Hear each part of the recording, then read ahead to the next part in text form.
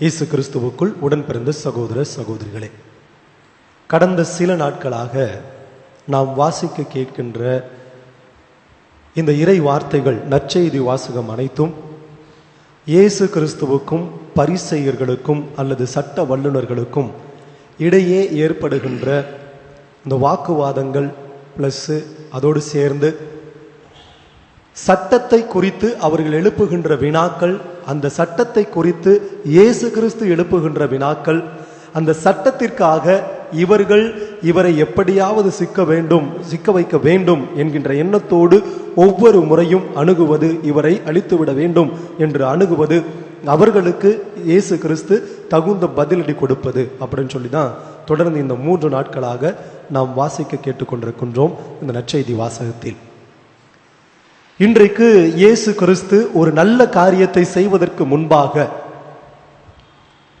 அந்த பரிசேயர்களுடைய உள்ளத்தை அறிந்தவராய் தொழுகை கூடத்திற்குள்ளாக அவர்களிடம் கேட்கின்ற கேள்வி இன்று நம்மிடமும் கேட்கப்படுகின்ற ஒரு கேள்வியாக வைத்துக் கொள்வோம்.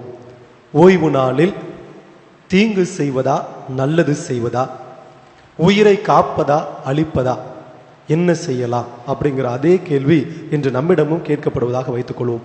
அவர்களிடம் கேட்டதற்கு அவர்கள் மௌனமாக இருந்தார்கள். இப்போ உங்கள்கிட்ட அதே கேள்வி கேட்குறோம், நான் கேட்குறேன், ஓகேங்களா? ஓய்வு நாளில் நல்லது செய்வதா அல்லது கெட்டது செய்வதா, உயிரை காப்பதா அழிப்பதா, எது நல்லது? நன்மை செய்வது. நிறைய பேர் இன்னும் கொஞ்சம் அமைதியா இருக்கிறோம், பரிசேயர்கள் மாதிரியே, ஓகேங்களா? ஸோ காப்பதா அழிப்பதா, எது நல்லது? காப்பது, உயிரை காக்க வேண்டும் அப்படிங்கிறது தான்.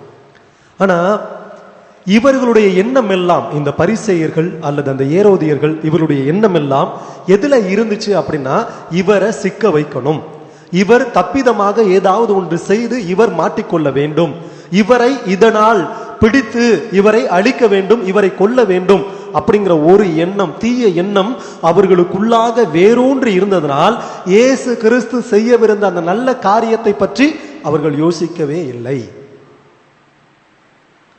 ஒருவரை பற்றி நமக்குள்ளாக ஒரு தவறான எண்ணம் உருவாகிவிட்டால் அவரை எப்போது பார்த்தாலும் நாம என்ன கண்ணோட்டத்தோடு பார்ப்போம் என்றால், தவறான எண்ணத்தோடு. அன்னைக்கு அவன் அதை செஞ்சான், இன்னைக்கும் இதை அவன் செய்வான், அன்னைக்கு அவ அப்படி பேசினா இன்னைக்கும் அவ அப்படித்தான் பேசியிருப்பா, அன்னைக்கு அவர்கள் அப்படிப்பட்ட ஒரு கெட்டதை செய்து விட்டார்கள், இன்றும் இவர்கள் இந்த கெட்டதைத்தான் செய்வார்கள் அப்படிங்கிற அந்த ஒரு கண்ணோட்டம் தான் நமக்குள்ளாக இருந்து கொண்டே இருக்கும். அவர்கள் எவ்வளவுதான் நல்லவர்களாக மாறினாலும் சரி, அந்த நல்லதை பற்றிய எண்ணம் நமக்கு தோன்றாது.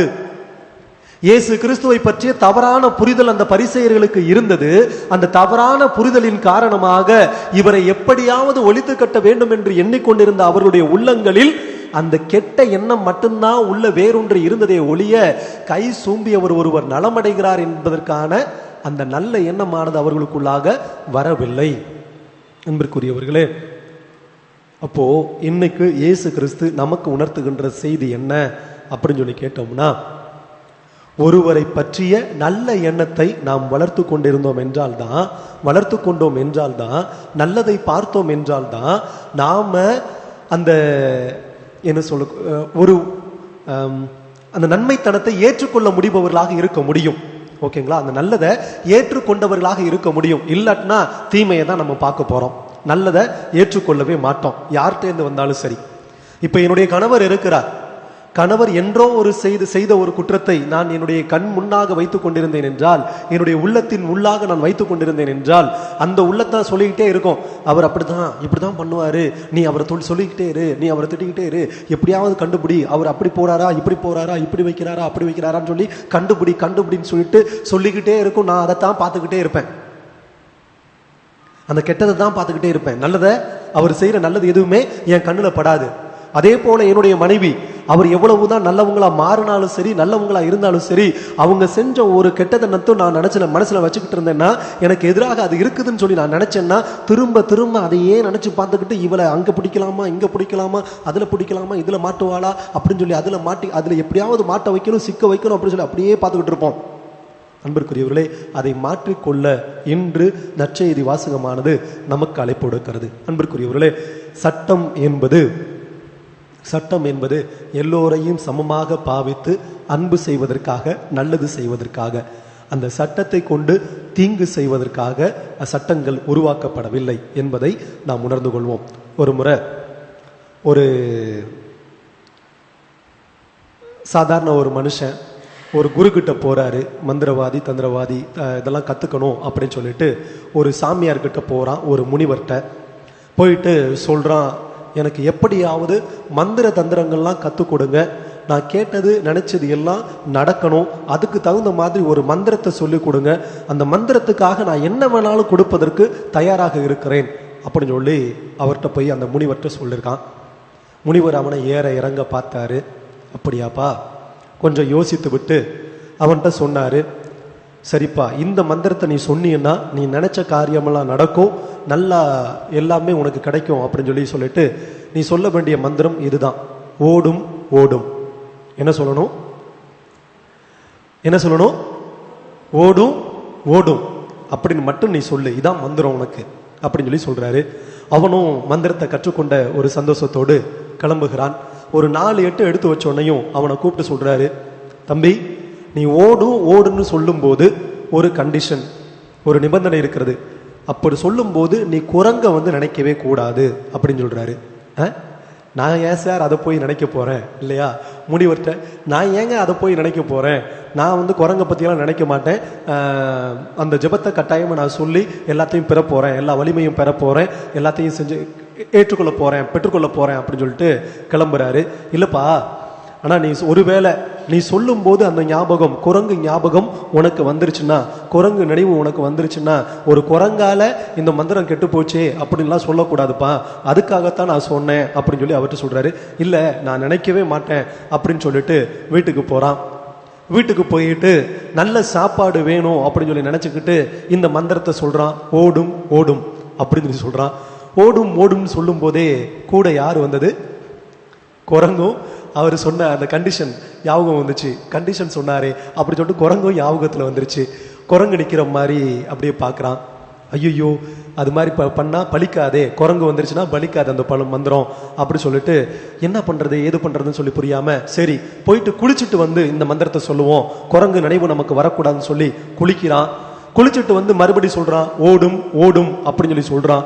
குளிச்சுட்டு எந்திரிச்ச உடனே அங்கேயும் பார்த்தோம்னாலும் குரங்கு ஞாபகம் மறுபடி வருது.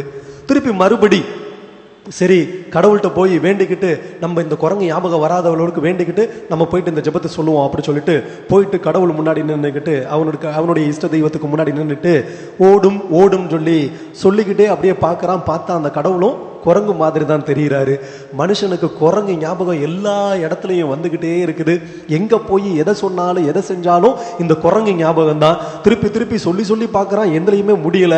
ஓடுனா வேகமா ஓடுனா. இப்போ எங்க ஓடுனா? முனிவற்ற ஓடுனா.